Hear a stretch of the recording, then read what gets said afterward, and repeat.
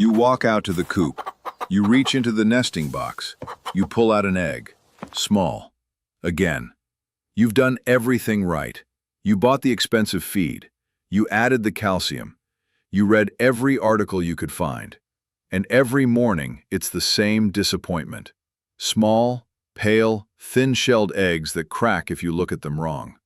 Your neighbor's hens are laying monsters. Same breed, same age. You asked what she's doing differently. Same feed, same setup. So what's wrong with your birds? Nothing is wrong with your birds. Something is wrong with your system. I know this because I was you. For 18 months, I was exactly where you are right now. Confused, frustrated, wondering if I bought defective chickens. I taught biology for 30 years. I knew the theory. I didn't know the practice. That gap cost me 1.5 years of small eggs. Here's what you're about to learn. 5 problems, 5 fixes, and 1 secret ingredient that makes everything click. But only after you've fixed everything else first. If you skip the fixes and jump straight to the secret, you'll waste your time. I did. Don't repeat my mistake. Let's start with what you think you know about protein.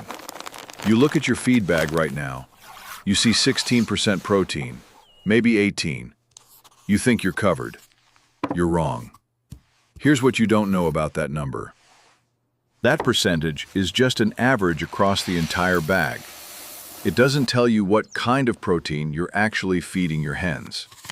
It doesn't tell you how much of that protein your hen's body can actually absorb and use. You could grind up feathers and call it protein. You could count corn as protein. Both would technically count toward that 16% on your label. But both are nearly useless for what your hen actually needs. Your hen's body doesn't care about protein percentage. Your hen's body needs specific amino acids. Methionine, lysine. Those 2 are the building blocks of albumin. That's your egg white. Without enough of them, your hen's body does simple math. Not enough raw material. Smaller egg. That's it. No mystery. Just biology you weren't told about. So what do you do about it? You don't need to buy fancier feed. You don't need to switch brands. You need to patch the gaps your feed label is hiding from you. Mealworms work well. Black soldier fly larvae work even better. A handful of cooked lentils once a week works surprisingly well and costs you almost nothing. You're not replacing your feed. You're adding what the bag doesn't tell you is missing. When I started doing this, just this one change, my average egg weight went up 11 grams in 3 weeks. Not theory, not hope. Data from my kitchen scale every single morning. Your feed bag is lying to you. Not deliberately, but the label isn't giving you the full picture. You need to fix that first before anything else matters. Now here's where most people go wrong next. And I made this mistake for 18 months straight. You're already giving your hens calcium. Of course you are. You read that eggshells are made of calcium carbonate. You bought a bag of oyster shell from the feed store. Or maybe you're crushing up old eggshells and tossing them back. Good instinct. But here's the mistake you're almost certainly making right now. The same mistake I made for 1.5 years before I figured it out. You're mixing the calcium into the feed. One feeder. Everything combined. Efficient, right? Logical, right? Completely wrong. Here's what you're missing. When you mix calcium into the feed, your hens eat it all day long. A little bit with breakfast. A little bit at noon. A little bit before they roost. Seems fine. Seems like they're getting plenty. Except here's the biology nobody explained to you. 80% of the eggshell forms at night, while your hen is sleeping. Not during the day, at night. If your hen ate all her calcium in the morning, it's already flushed out of her system by the time her body actually needs it. You're feeding calcium. Your hen is excreting calcium. And by 2 in the morning, when she's actually building that shell, there's nothing left to work with. You're doing the right thing at the wrong time. And your thin shells are the result. The fix is so simple I was embarrassed when I finally figured it out. Separate container. Free choice. You put the oyster shell in its own dish, away from the feed. You let your hen decide when to eat it. And here's what happens. She eats it in the late afternoon, right before she roosts for the night. Why? Because her body knows what you didn't know. Tonight she's building a shell, and she needs the raw material now. Not 6 hours ago. Now. I moved my oyster shell to its own dish. Nothing else changed. That was the only adjustment I made. 6 weeks later, my shells were thick enough to tap on the counter without cracking. 6 weeks. One simple change. Because I finally stopped trying to be smarter than the chicken. But you're not done with calcium yet. Because you might be using the wrong kind entirely. You might be using limestone instead of oyster shell. It says calcium on the bag. Looks the same. Seems like the same thing. It's not. Limestone dissolves slower in your hen's gizzard, much slower than oyster shell. By the time that limestone calcium becomes available in your hen's bloodstream, shell formation is already half done. You've missed the window. The shell gets built without enough material. Oyster shell, the large flake kind, not the powdered stuff, stays in your hen's gizzard longer. More surface area exposed. More time to dissolve gradually. More calcium available at 2 in the morning when your hen is actually laying down shell material. Check your bag right now. If it says limestone, switch to oyster shell. This one detail cost me 4 months of thin, cracking shells before I finally figured it out. Don't make the same mistake I did. And here's where the real surprise hit me. I fixed the protein. I fixed the calcium timing. And my eggs still weren't getting bigger. What was I missing? You've heard the number about lighting. 14 to 16 hours of light for consistent laying. So you've probably added a bulb to your coop. You've probably set up a timer. And your hens might have stopped laying anyway, or they're laying smaller eggs than you expected. That's exactly what happened to me my first winter. I did everything by the book. Light came on at 4 in the morning. Total daylight hours, 14. Textbook, perfect. And my hens gave me almost nothing for 3 straight weeks. I was furious. I was doing everything right. Why wasn't it working? Here's what you don't know about chicken eyes. Your hen's eyes aren't like yours. Light intensity matters to her in ways it doesn't matter to you. Light spectrum matters, and sudden changes in light destroy egg production faster than almost anything else you can do to your flock. That bulb snapping on at 4 in the morning, full brightness, instantly. To your hen, that's exactly like waking up to a camera flash going off in your face. Every single morning, your body would panic. Your stress hormones would spike. You'd feel terrible. Her body does the exact same thing. She doesn't show it externally. She doesn't droop or stop eating. She shows it by not laying, or by laying smaller eggs. Your hen is stressed, and you can't even see it. You need gradual light. A dawn simulator timer. You can get one for $12 online or at most hardware stores. It ramps the light up over 30 minutes instead of hitting full brightness instantly. Your hen's body wakes up naturally instead of being shocked awake. You can add a red spectrum bulb for the first 10 minutes if you want to be thorough. Red light triggers melatonin differently, causes less hormonal shock. Then switch to white light for the rest of the cycle.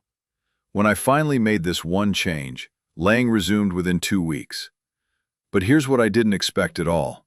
The eggs got bigger. Not just more eggs, bigger eggs. Why? Because your hen's body wasn't stressed anymore. She wasn't burning energy managing cortisol and adrenaline all day. That energy went into her egg instead of into her stress response. You're not just getting eggs back. You're getting better eggs.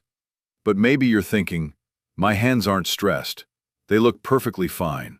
They eat normally. They scratch around. They wander the yard happily. You can't be talking about my flock. You can't see stress in a chicken. That's the whole problem with stress.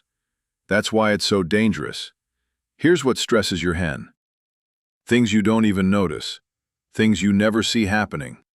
A new bird joining the flock, even just one, disrupts the entire pecking order for weeks. Your existing hens are stressed. The new hen is stressed. Everyone's cortisol is elevated. Your eggs suffer. A hawk circling overhead at noon while you're at work. You never saw it. Your hens saw it. They remember it. Raccoon prints near the fence that you walked past without noticing. Your hens noticed. Your neighbor's dog barking for 20 minutes one afternoon. Your kid running past the coop on the way to the bus. You changing the feeding time by 2 hours because your schedule shifted. All of these register with your hens. All of these trigger stress responses. All of these cost you eggs, either fewer eggs or smaller eggs. I didn't believe any of this until I started tracking it. I got a notebook. I started logging egg weight every single day. Date, weight in grams, any unusual events. If something happened, anything at all, I wrote it down. The data was brutal. The day after my neighbor's dog got loose and barked at my coop for about 20 minutes, egg weight dropped 9 grams on average across my entire flock. 9 grams. From 20 minutes of barking that I didn't even witness. That's the invisible tax of stress. Your hen looks perfectly fine on the outside.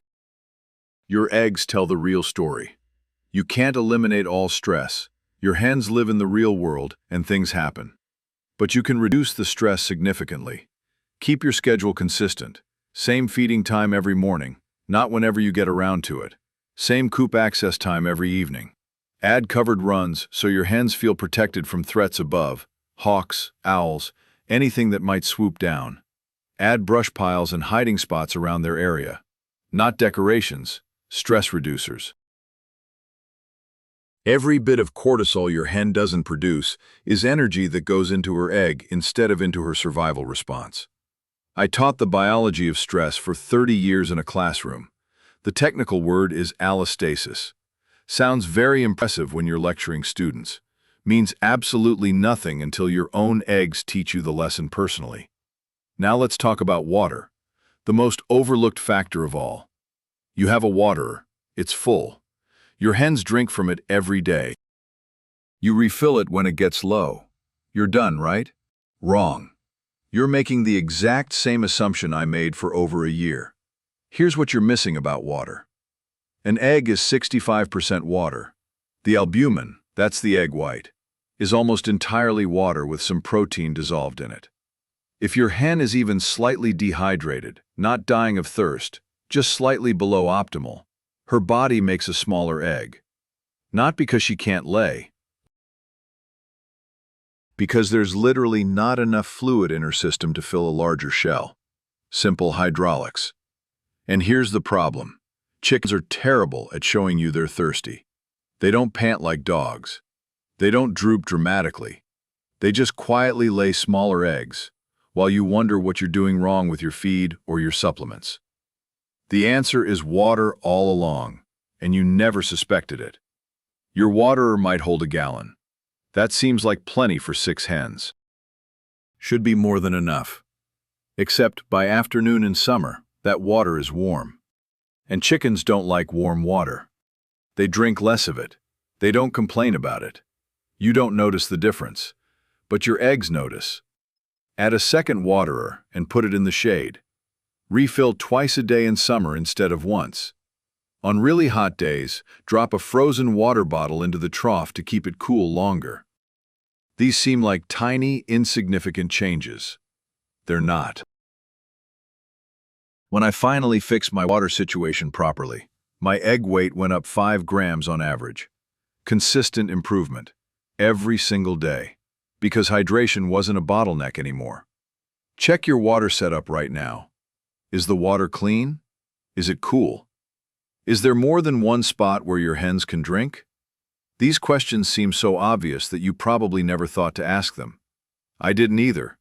Not until my eggs made me ask them. So now you've done the work. You've fixed the protein with targeted amino acid supplements. You've fixed the calcium timing, separate dish, oyster shell, free choice. You've fixed the lighting, gradual dawn, red spectrum first. You've identified and reduced the stress in your flock. You've solved the water problem with multiple cool sources. Now, and only now, you're ready for the secret ingredient that makes everything work together. Black oil sunflower seeds. Boss.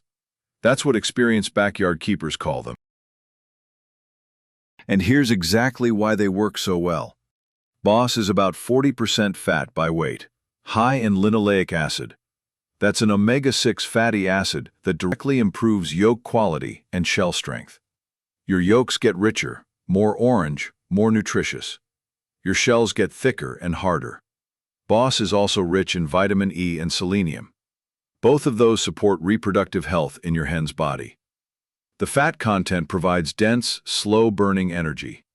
Not quick spike and crash you get from corn. Sustained fuel that your hen's body can draw on overnight while she's actually forming the egg. But here's what you absolutely need to understand before you rush out and buy a bag. Boss doesn't fix a broken system. If your hen is stressed because you haven't addressed the stress factors, Boss won't help her. If your calcium timing is still wrong, Boss won't fix your thin shells. If your light is still shocking her awake every morning, Boss won't restore her laying. Boss is the multiplier that makes a working system work better. It's not the foundation. It's the fuel you add after the foundation is solid. You have to build the foundation first. Protein, calcium, light, stress, water. Then, and only then, you add the fuel. The dosage is important, 10 to 15% of your hen's total daily intake. For a standard laying hen eating about a quarter pound of feed per day, that works out to roughly 1 tablespoon of Boss per bird. 1 tablespoon. Not a handful, not a scoop. 1 level tablespoon. You scatter it in the afternoon, not the morning.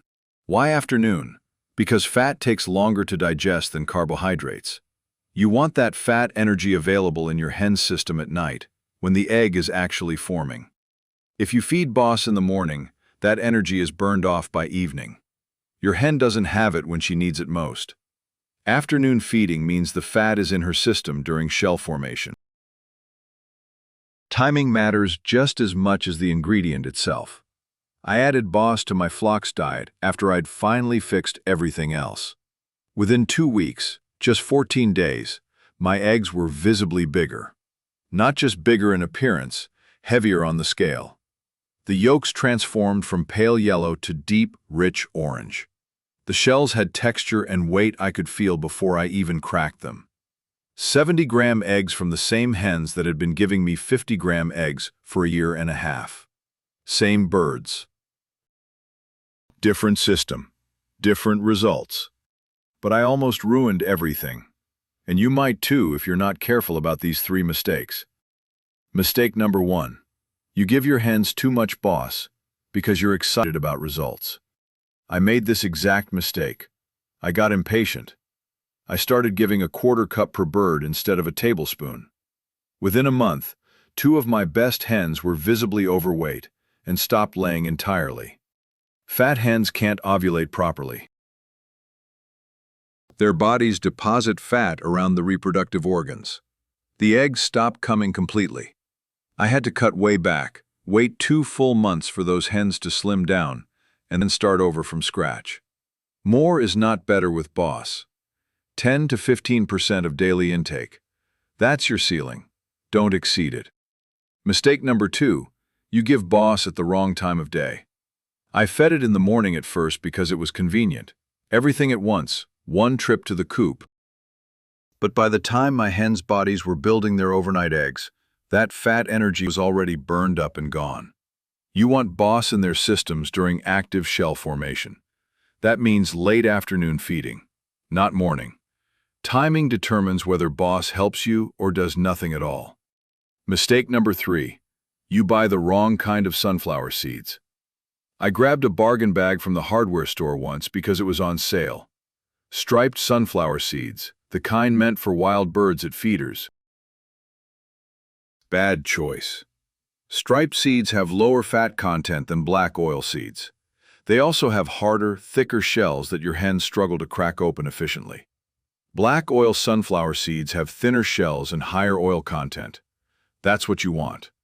Look for feed store quality. Check the label before you buy. If it doesn't specifically say black oil sunflower seeds, keep looking. Here's what you need to remember from everything I've told you today. Bigger eggs aren't about discovering one magic ingredient that transforms your flock overnight. They're about removing obstacles, one by one, systematically, until your hen's body finally has everything it needs to do what it already wants to do naturally. You fix the protein first by adding targeted amino acid sources. Then you fix the calcium timing by moving it to a separate container. Then you fix the light by adding gradual dawn instead of sudden brightness. Then you reduce your flock stress by creating consistency and cover. Then you solve the water problem by providing cool, clean, accessible water. And only after all of that, you add the fuel. The boss. The finishing touch that multiplies everything you've already built. You can skip ahead if you want to. You can go buy a bag of Boss tomorrow morning and throw it at your hens, hoping for the best. But if you do that, you'll be doing exactly what I did for 18 frustrating months. You'll be treating the symptom instead of fixing the system. And you'll get exactly the results I got during that time. Small eggs, thin shells, confusion and frustration. Or you can fix the system first, one problem at a time, one change at a time. And then you can watch your eggs get bigger, heavier, and stronger, exactly the way they were always supposed to be. I spent 30 years standing in a classroom teaching students that biology is a system. Every input affects every output. Nothing happens in isolation. I believed those words when I said them. I just didn't live them until I was standing in my own coop, holding a 70-gram egg in my hand, and realizing I'd finally stopped reading about chickens and started actually listening to them. The garden doesn't grade on a curve. It just shows you what you didn't know yet. And that's the only kind of lesson that really sticks.